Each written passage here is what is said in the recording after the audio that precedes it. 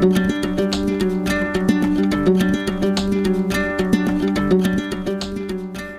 everybody, and I hope you all had a great Christmas and a Happy New Year. I'm not sure when this is going to air. As of right now, it's the 28th of December, so I haven't had my New Year's Eve yet. Probably having a few friends over. But we've had our Christmas, and it was amazing. It was lovely having everybody together. And I got a few new games, and I got some gifted some money and gift cards that I spent on games. So let me show you what I got. The first one is Doomlings. So this was gifted to me by my friend Jessica and her husband Sean and their daughter Sam. And it was funny. She says, I think I found a game you don't own. She said, I went through all of your game picture and I looked at all the shelves and I didn't see this one. So from what I understand, it's probably a little bit like Unstable Unicorn. I've never played it. I've heard lots about it. At one point, everybody was commenting about it. I did just notice there's a little turtle, like a little round turtle. Looks like all the characters on here are fairly round. So it's about the end of the world is all I know about it. So I'm excited to give that a try, and that's Doomlings. Then my stepson got me a set of metal coins, and these are great. So me and Patrick ended up playing Big Money, and Big Money plays with paper money, and Patrick's like, okay, this money is crap. Let's change this up. And we ended up grabbing these coins to play with them, and it was so much better. So this is the biggest denomination. Like, these are great looking coins. There's a dragon on this side. And then, so I think there's like 20 of those ones. And then we have some of the silver one that looks just amazing. And then there's the copper one as well. That has like the most of those ones, but it's great. And then you have like there's with like the branch for antlers. And so it's just a wonderful, beautiful set that comes in this really neat leather bag. So I was thrilled with this. So that was one of the gifts I got from Lee. Now I got a few things from Lee. This was one of them. So these are a glow-in-the-dark dice set, and they're called Northern Lights. So when they glow, they kind of have like that Northern Light type shimmer throughout. It looks really cool. So I've taken a picture in the dark in the bathroom to kind of see what it would look like. So I'll be sure to post that at the end of the video. But so I got a set of these dice, and that's great. My sister got me L'Île Interdite, so Forbidden Island. I actually didn't own this one, and it's fairly language independent. So there's the titles of what the land is called, but that's pretty much as far as the French would get involved. So L'Île Interdite, or Forbidden Island.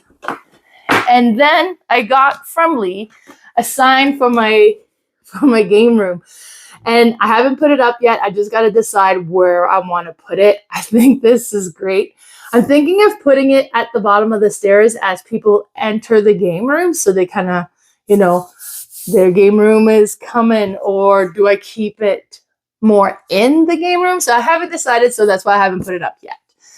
And then my friend Bernie, we went to his house for game day one time, and he pulled out these component holders, and we're all like, oh my God, these are amazing. Where did you find them? He actually bought them when he was visiting in the Philippines. So, and he brought me a set. So I keep calling them coconut bowls. They're not made of coconut. They just kind of had that shape, but these are amazing. Look at them. I am so excited to have these bowls to use for components. Now I have a few things, but this is just a beautiful size, and they look so amazing. So I'm super excited for these wooden bowls. So that was from my friend Bernie. And then I got from my friend Carla, we were doing a podcast, our top 9 Christmas gift that we would recommend, and she was talking about priorities, and she actually found it at Winners of all places. So I was like, oh, really? She's like, well, if I see it there, I'll pick one up for you. I was like, yeah, I totally would get one. And she actually ended up giving it to me as a Christmas gift. And this one is kind of an interesting party game. So you have 5 different cards of different things, and the active player puts them in order of priorities, and everybody else is trying to guess the order they would put it in, and it's kind of a cooperative game. It seems funny and interesting, so I'm excited to give this one a try.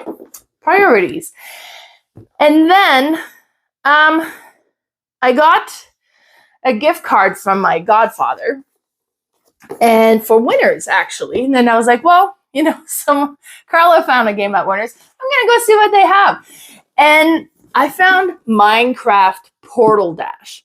Now, I have seen this around a little bit lately. Like, I've been seeing pictures of it, people posting about it. I have played Minecraft Builders and Biomes, and I was so impressed with it. And I was like, oh, okay, this will be interesting. I'm starting to do a monthly game night kind of for the community here. So I thought Minecraft would kind of appeal to a broader or a younger audience. So I thought this would be great. And then I opened it, and I was so impressed with the first game for the blocks that they have in it. And I completely forgot about it. But look at the size of these blocks. They're humongous. It is so satisfying to play with this. So you get like a cardboard box that you put everything in, then you shake it to get these blocks in, and then you kind of lift it out, and then that's your resources and how you draw from them. Like, you can't draw from the bottom, you have to draw from the top first. And it was so satisfying in my first Minecraft game. So I'm super excited to play these ones. And this one is a cooperative game.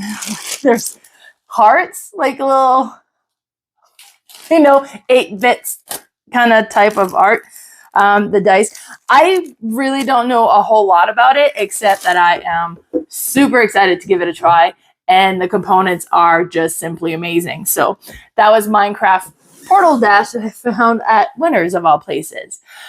I also end up going to the liquidation store in Red Deer when I was there. And okay, first of all, compared to the one in the Northeast Calgary, this one was so nice. Like, everything is organized in rows on shelf. It's not just like all like just dumped on shelves. So it looked really good. It was a lot easier to find games. One thing is, my sister also got me for Christmas a little shelf that I put, and I'll post a picture because it's actually over there, but you won't be able to see it. It's just out of frame. So she got me a little shelf that I'm putting on top for my smaller games. And I have all of my mini game from the Yellow series on there, and it looks so good, but it doesn't fill up quite the whole shelf. And I was like, okay, I want to find some more of those. And a lot of them I had purchased at that liquidation store. So I went and looked there, and actually I didn't even find any there. I just remembered these ones are from Wizard's Loft, and they were having a big sales on their board games. So I got Cheese Master. I have a thing for component, and I opened this one and I was impressed. So these are the cheese. Look how big and chunky they are. They look like little Pac-Man, but it's a little cheese wooden bit. I am so impressed with this. I'm excited. It looks great. There's like this big chunky dice as well. So far, all of the game I've played from that Yellow mini game series, I have been super impressed with. And I'm just excited to fill my shelf as well. So this one is Cheese Master. And then I also ended up getting Ninja Academy. And with this one, it looks like a dexterity. So is it like a teeter-totter type of, I really am not sure about it. 3 to 5 players, age 8 and up, and it plays in 20 minutes, and it's a difficulty of 1 star out of 4. So it should be fairly easy to play. And I think for those community game night, it'll be perfect. So I'm excited to try that. And it's going to look so good on the shelf. Now at that liquidation store, I picked up Rumble in the House. I'm not sure, and it's another one by Yellow, and I do like the Yellow games. Their components are great. The game is always well put together. This one is 3 to 6 players, plays in 20 minutes, which is a nice time frame when you're having let's just play a few games quickly. So I'm liking that. I don't know a whole lot about it, but it was good price and it looked neat, and I like that shape, small box as well, so it's easy to travel with. So there, I got that one. And then, so I've been mentioning as well, like I'm doing this community game night, and I'm kind of concerned because I don't have any kids game really. Like my collection has not been geared towards that. Lily is our youngest and she's 13. So, and she's a fairly good gamer. So we're not getting a bunch of little kids games. So I ended up getting this one, Penguin Pileup, thinking it might be one that'd be kind of more friendly for a younger audience. So I have a bit of a selection for that. And it was really cheap.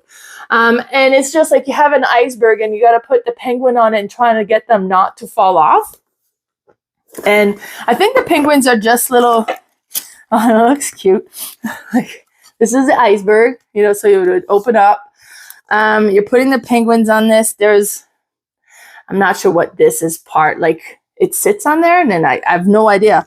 The penguins are just cardboard pieces with little plastic standees. So it's simple component, simple game, but it just looks like it would appeal to a broader audience from what of the games I have. So that's why I picked that one up.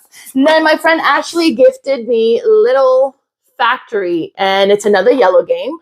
So I am really excited to try this one. It looks really cool. Oh, it plays in 45 minutes. It looks like it would be such an easy, simple game, but it's a little bit more substantial. It has kind of like a, like, I don't know what I'm trying to say here, but is it like Machikoro feel with not Machikoro, what am I trying to say? Like Point Salad maybe, but Point City maybe more. So I have nothing about it. It looks really cool. It looks really cute.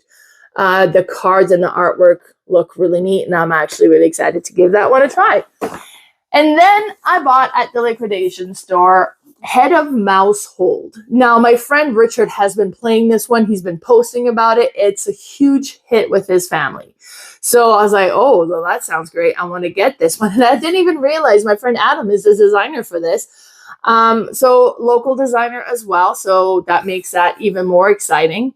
2 to 5 players, plays in 30 minutes. The artwork is super adorable. So it looks like it's a card game.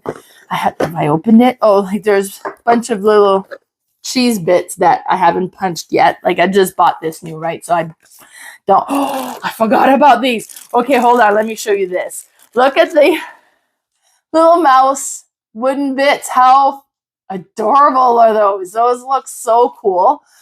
And there's 4 colors. I'm guessing, is there 4 colors? Maybe 5? And I don't know what this little piece is for, but come on. This makes the game. Plus, as I mentioned, the artwork looks cool. It looks like a neat, and I've heard good things about it, so I'm excited to give this one a try. And that is Head of Mousehold. Okay. Then I also ended up picking up at that liquidation store, also from Yellow, Fairy Tile. So it looks really interesting. 2 to 4 players. It's suggested for players 8 and up, and it plays in 30 minutes.